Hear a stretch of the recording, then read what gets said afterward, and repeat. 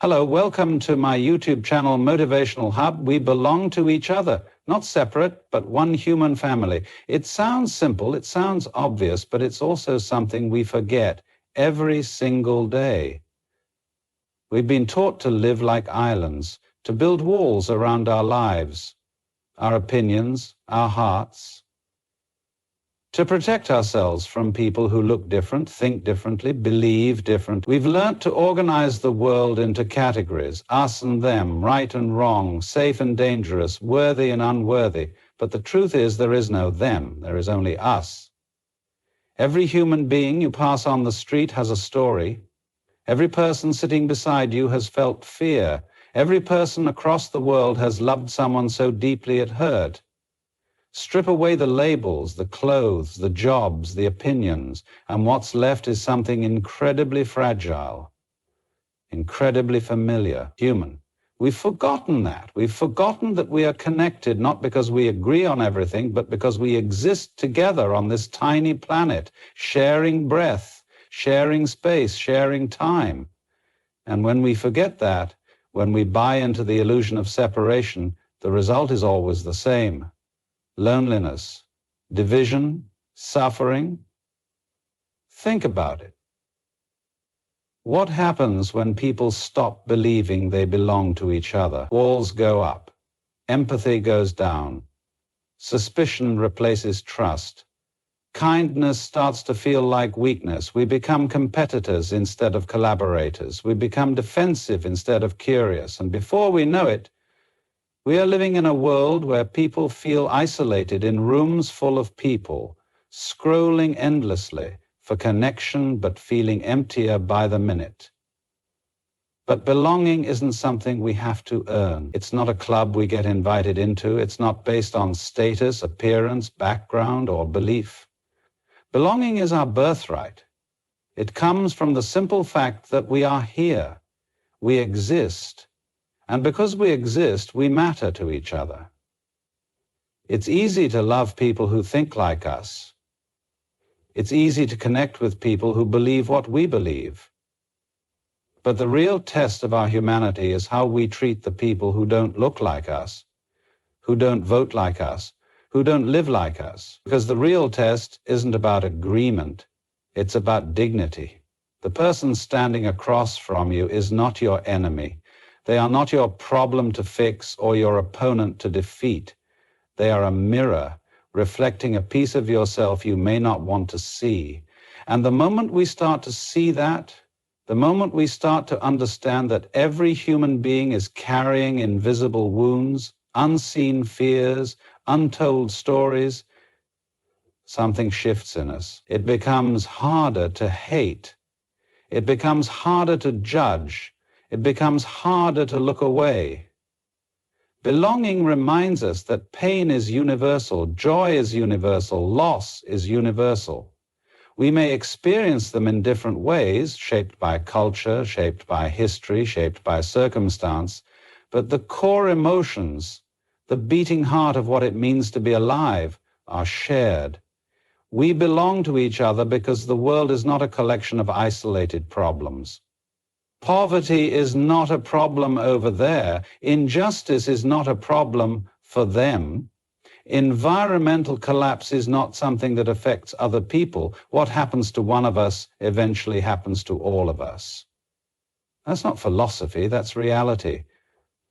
When one community suffers, we all feel the ripple. When one child goes hungry, we all lose something sacred. When we turn our backs on people in need, we turn our backs on a piece of ourselves. And this belonging isn't abstract. It's not about slogans or feel-good quotes on social media. It's about action. It's about how we show up every single day. It's about whether we choose connection over convenience, whether we choose courage over comfort, whether we choose to see people, really see them, beyond their opinions, beyond their mistakes, beyond their differences. Every major problem in our world today comes from forgetting that we belong to each other. Racism, inequality, war, greed, environmental destruction, they all come from the same root lie, that some lives are worth more than others, that some people deserve care and some people don't, that some stories matter and others don't. But when we wake up to the truth of our belonging, the world looks different.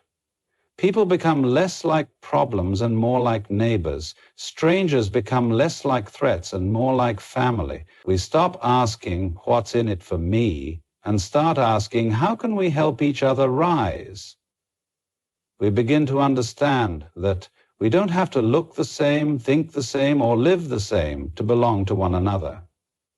Diversity doesn't threaten belonging, it deepens it. Because when we stand together, not in spite of our differences, but because of them, we create something more powerful than uniformity. We create unity, and unity is not sameness. Unity is not about erasing what makes us different. It's about celebrating it, honoring it, learning from it. It's about recognizing that the strength of any community, any organization, any nation comes from how well it treats its most vulnerable members. We belong to each other because we were never meant to do life alone. Human beings are wired for connection. We survive because of each other. We thrive because of each other. No one builds a life of meaning in isolation. No one heals without help. No one grows without guidance. We are designed for relationship, designed for community, designed for love. That is not weakness, that is not idealism, that is what makes us human. Empathy is not optional, it's a responsibility.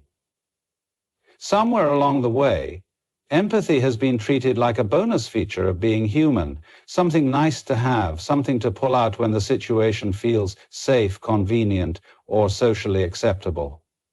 But empathy was never meant to be optional. It was never supposed to be a rare moment of kindness when everything lines up perfectly.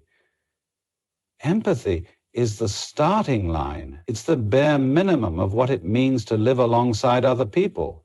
We live in a world where technology allows us to reach more people than ever before, and yet the emotional distance between us keeps growing. We see tragedy unfold on our screens, but instead of leaning in, we scroll past. We read headlines about injustice, but instead of asking, how can I help? We ask, what does this have to do with me? We have built walls, not just between countries and cultures, but between hearts. And the cost of that is higher than we realize. Empathy is not weakness. Empathy is courage in its rawest form. It is standing in the middle of someone else's pain and choosing not to look away. It is resisting the urge to fix, to judge, or to solve, and instead simply saying, I see you, I hear you, you matter. That's not easy, that's not soft, that's powerful. The reason empathy is a responsibility is because every one of us has been on the other side of it. Every one of us knows what it feels like to be misunderstood. Every one of us knows what it feels like to carry something heavy and have no one notice.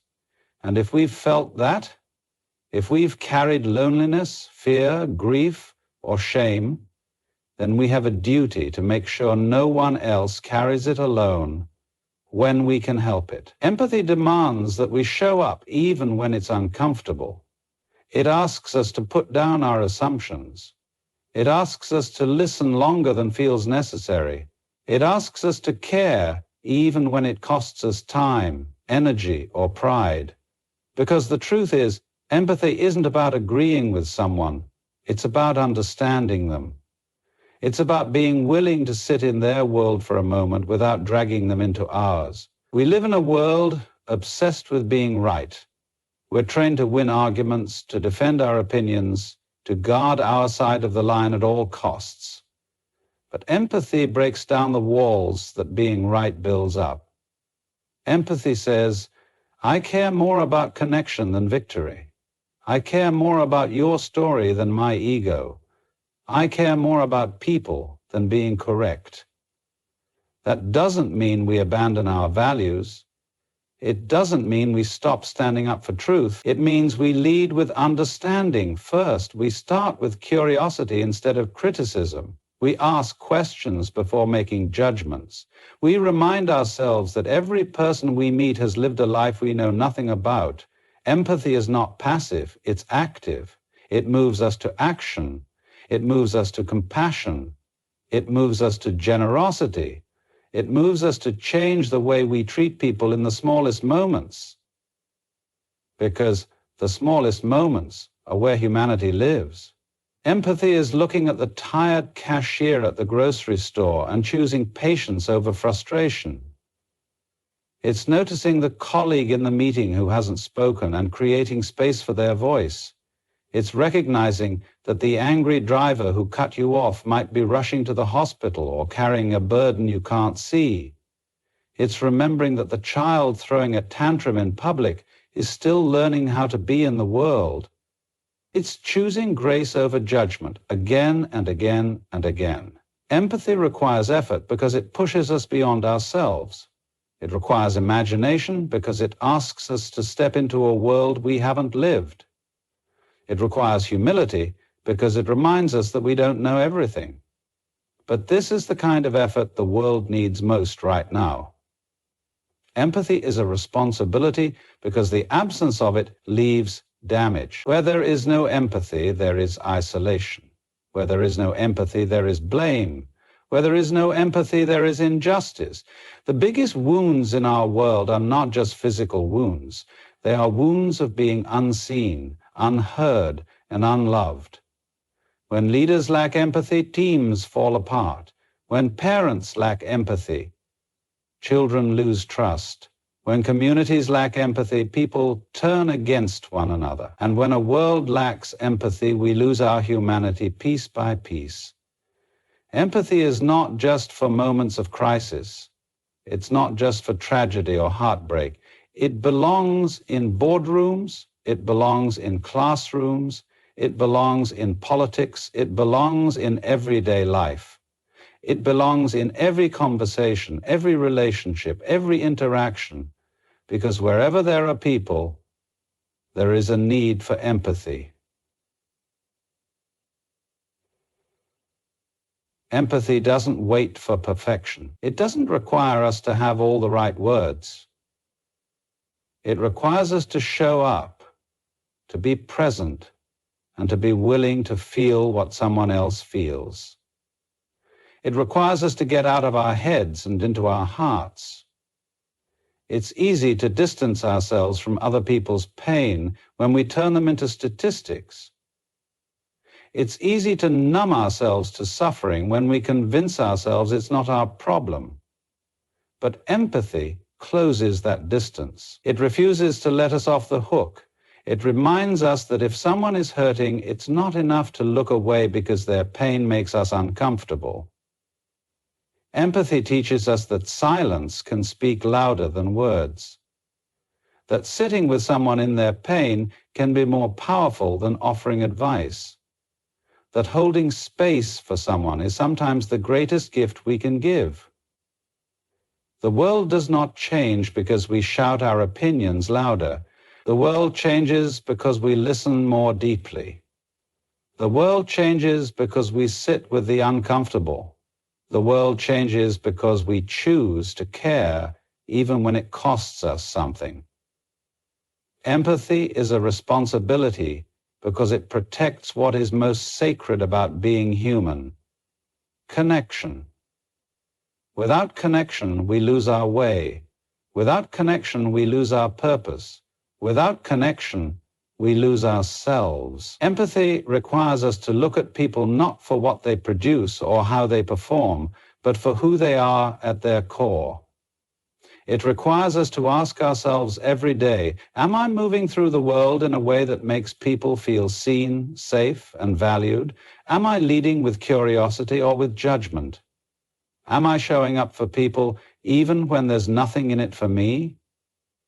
We don't need more cleverness in the world. We don't need more perfection. We don't need more noise. We need more people willing to pause. We need more people willing to feel. We need more people willing to love without conditions, to listen without interrupting, to stand beside those who are struggling without rushing to rescue them or to fix their story. Empathy is not about grand gestures. It's about daily choices. It's about remembering that every person we meet is fighting a battle we cannot see. It's about understanding that every human heart beats with hopes, fears, dreams, and doubts. It's about knowing that at the end of the day, we all want the same thing: to be loved, to be heard, to belong. Connection is the currency of humanity. Everything we build, everything we create, everything we dream, it all rises and falls on our ability to connect with one another. Connection is not about networking. It's not about collecting contacts or growing follower counts. Connection is about presence. It's about being fully here, fully human, fully available in a moment with someone else. In a world obsessed with speed, convenience, and instant gratification, real connection has become rare, not because we don't need it, but because we've forgotten how to slow down long enough to create it. We mistake communication for connection. Just because we can send a message across the world in seconds doesn't mean we're really saying anything that matters. Just because we can click like on a post doesn't mean we've actually shown up for another human being. True connection is messy, it's vulnerable, it's raw.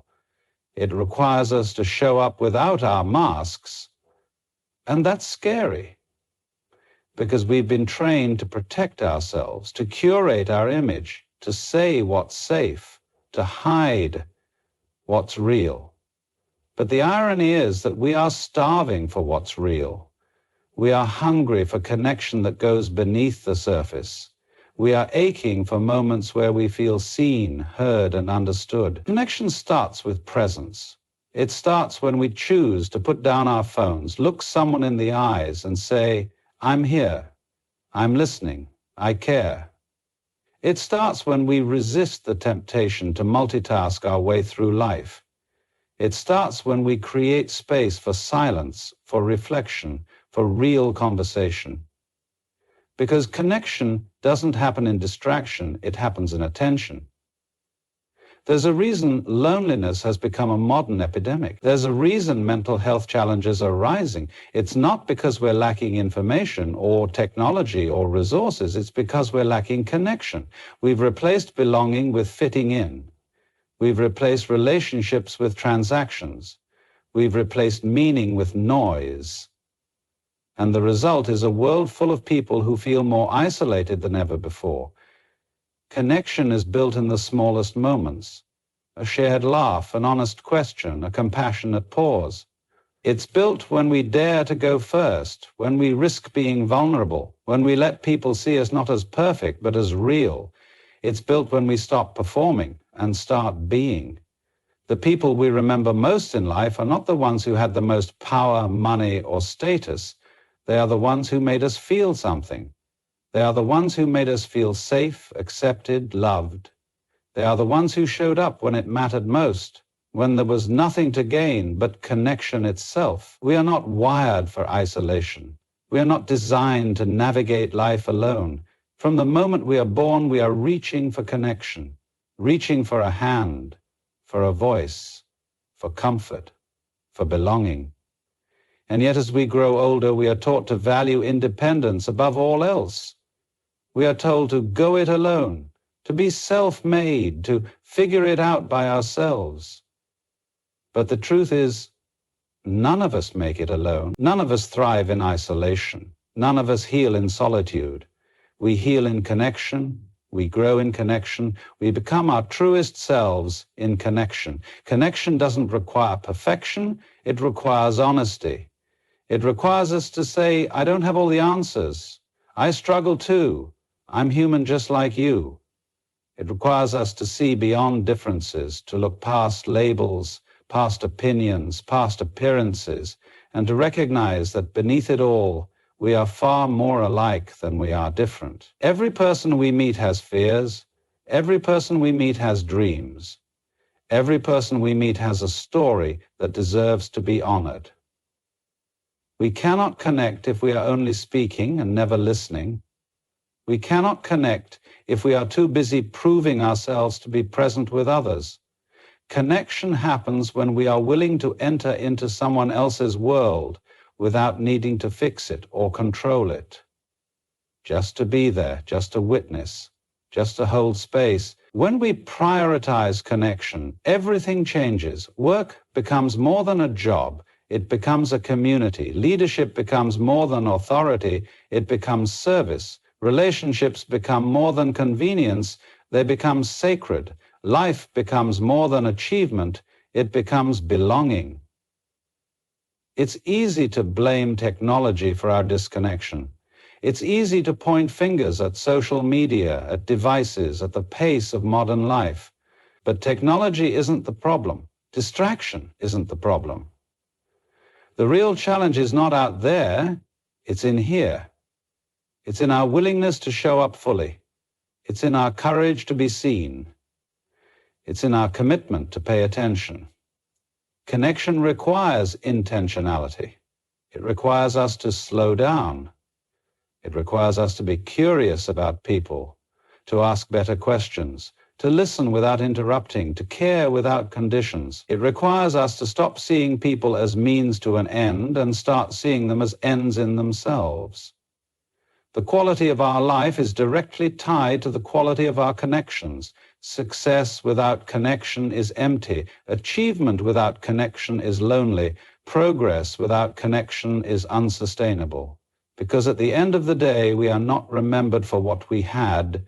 We are remembered for how we made people feel. Connection creates trust. Trust creates safety. Safety creates belonging. And belonging is what allows us to show up as our fullest selves, to take risks, to dream bigger, to be bold, to be creative, to lead with love. We don't need more impressive people in the world. We need more connected people. We need people who care deeply, who love openly.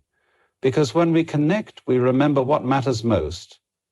We remember that we are not here to compete, compare, or conquer. We are here to connect. We are here to belong. We are here to build something bigger than ourselves. Empathy is the bridge that will save us. We live in a world that often mistakes strength for distance.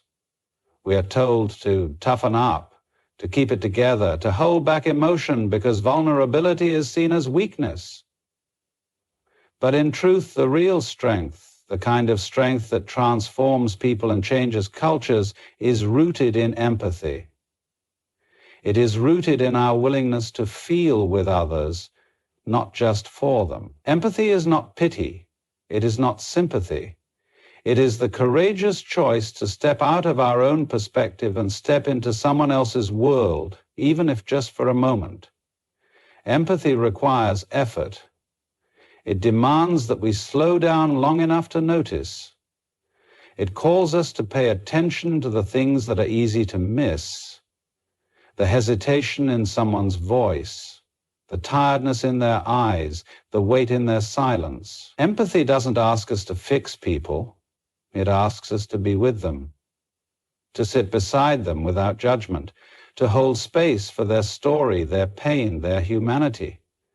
This is not something we are naturally good at because we are conditioned to move fast, to prioritize productivity, to look for quick solutions. But people are not problems to be solved. People are mysteries to be honored. They are stories unfolding in real time. They are experiences layered with joy and pain, hope and disappointment, dreams and fears. And we will never understand those stories if we are only listening to reply, only showing up to give advice, only waiting for our turn to speak. Empathy begins with curiosity. It begins when we admit that we don't know what someone else is going through and we want to understand. It begins when we ask real questions, not because we're supposed to, but because we genuinely care about the answer. And often empathy means being willing to hear things that are uncomfortable. It means allowing people to be honest, even if their truth challenges our assumptions, our worldview, our comfort zone. There's a reason empathy feels rare today. It's not because people don't want to be kind. It's because empathy costs us something. It costs us our certainty. It costs us our pride. It costs us the illusion of control. Empathy asks us to get close enough to feel what others feel. And in a world that rewards detachment, that kind of closeness can feel threatening. But the truth is, empathy is the only way we will bridge the divides that are tearing us apart. Whether it's in politics, business, family, or friendships, the root of disconnection is often the same: a lack of empathy. We stop seeing people as people. We start seeing them as labels, as stereotypes, as statistics. We flatten their humanity into a single story, a single opinion, a single identity. And when we do that, we lose the very thing that makes connection possible. We lose the bridge. Empathy is not agreement. We do not have to share someone's beliefs to honor their experience. We do not have to see the world the same way to respect their story. In fact, empathy becomes most powerful precisely when we disagree, when we resist the urge to judge and instead lean in with compassion. When we say, help me understand, help me see what you see, help me feel what you feel. That is where walls come down, that is where trust is built, that is where healing begins. In leadership, empathy changes everything.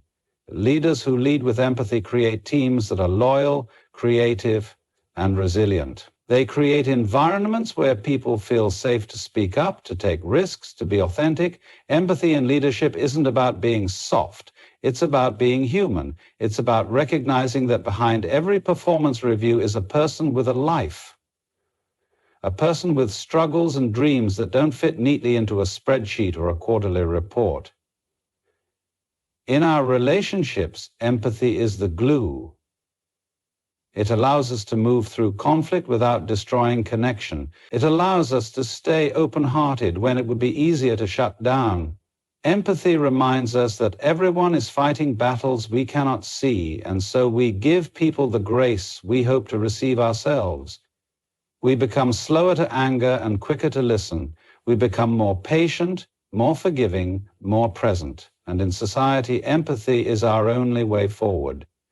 We are living in an age of polarization, where shouting has replaced listening and outrage has replaced curiosity. But shouting never changed a heart, outrage never healed a wound.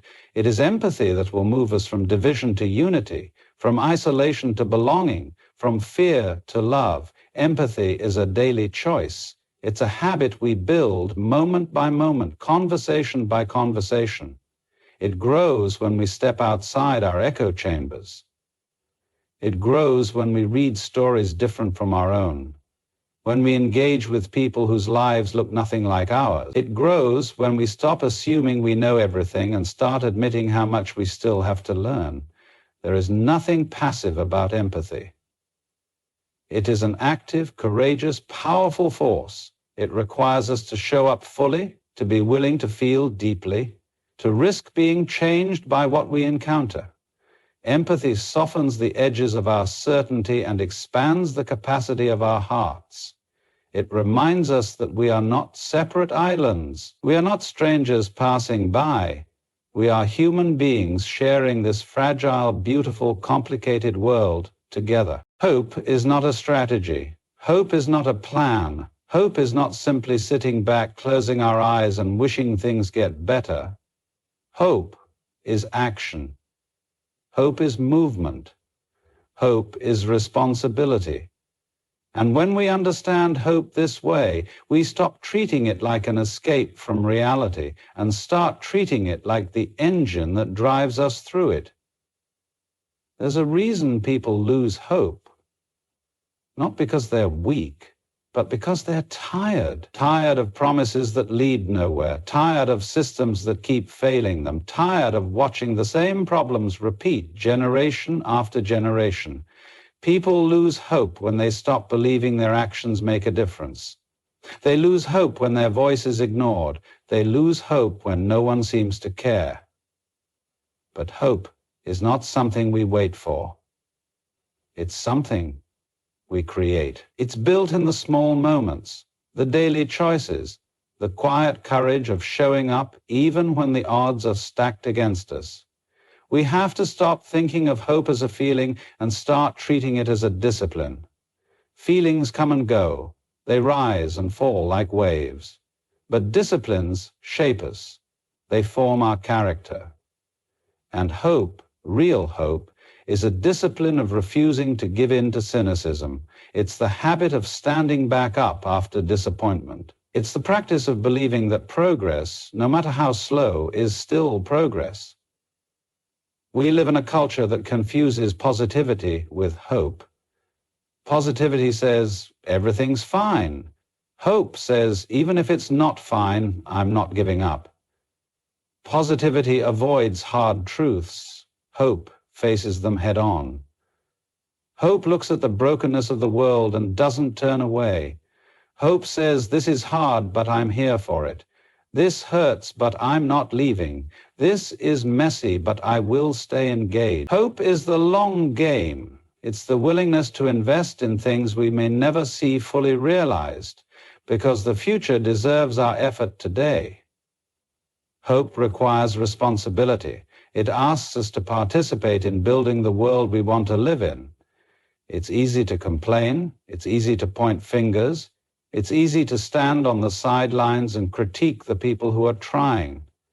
But hope pulls us onto the field. It asks us to get our hands dirty. It asks us to be part of the solution, however imperfect our efforts might be. And hope always starts local. We don't have to save the whole world to be hopeful people. We start where we are. We start with the people around us. We start with the work right in front of us. It's easy to feel overwhelmed by global problems, climate change, inequality, violence, injustice. But if all we do is sit in that overwhelm, we've already lost the fight. Hope shrinks the problem to human scale. It asks, what can I do today, here, now? And the truth is, small acts of hope ripple out in ways we will never fully see. Hope is a radical act in a world that profits from fear. There are entire industries built on keeping us anxious, divided, and afraid. Fear sells. Fear keeps us glued to the screen. Fear keeps us angry and reactive. But hope does the opposite. Hope opens us up. Hope expands our vision. Hope makes us generous when fear makes us selfish. Hope connects us when fear isolates us. And that's why hope is so disruptive, because it breaks the cycle of fear that keeps people stuck. Hope also requires patience. We are addicted to instant results. We want change to happen quickly. We want solutions that come in sound bites. But real change, the kind of change that lasts, is slow, relational, and often invisible at first. Hope teaches us to plant seeds even when we might not be the ones to harvest them. Hope teaches us to water the ground even when the soil looks dry. Hope teaches us that transformation often happens underground before it ever breaks the surface. And hope is not naive. Hope doesn't deny pain. It doesn't sugarcoat reality. In fact, the most hopeful people I know are the ones who have suffered deeply, who have seen the worst of the world and still choose to believe in its beauty. Hope is forged in the fire of struggle. It's refined by disappointment. It's strengthened by perseverance. Hope says, I know what darkness looks like, but I also know what light is capable of. In leadership, hope changes the atmosphere. A hopeful leader doesn't just give people a vision of what's possible. They empower people to participate in it. They create cultures where people feel like their work matters, where effort is seen, where progress is celebrated, not just results. Hopeful leadership isn't about hype. It's about honesty and courage combined. In community, hope binds us together. It reminds us that we are part of something larger than ourselves. It reminds us that we belong to each other. It reminds us that we are not alone in the work of healing, building, and creating. Hope multiplies when we share it, when we tell stories of courage, when we remind each other that we've survived hard things before, when we name the goodness that still exists despite everything. And ultimately, hope is responsibility because we are the ancestors of the future. Our choices today shape the world that others will inherit. Our willingness to care, to act, to build, to dream, even in the face of uncertainty, will echo far beyond our own lives. Hope asks us to be good ancestors. It asks us to leave behind something better, something stronger, something more human.